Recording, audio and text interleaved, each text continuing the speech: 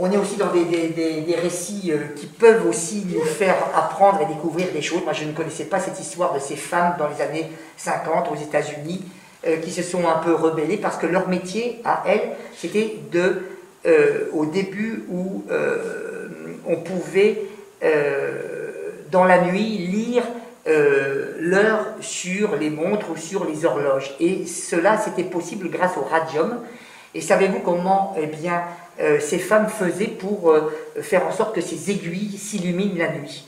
Eh bien, elles peignaient au pinceau, en trempant le pinceau dans le radium, ces aiguilles, et après avoir peint ces aiguilles, elles se mettaient le pinceau dans la bouche pour remettre un petit peu le pinceau droit, et elles recommençaient. Et en fait, ça les amusait aussi, parce qu'à force de faire cela, elles devenaient incandescentes, et elles pouvaient même briller dans la nuit comme ces aiguilles de montre.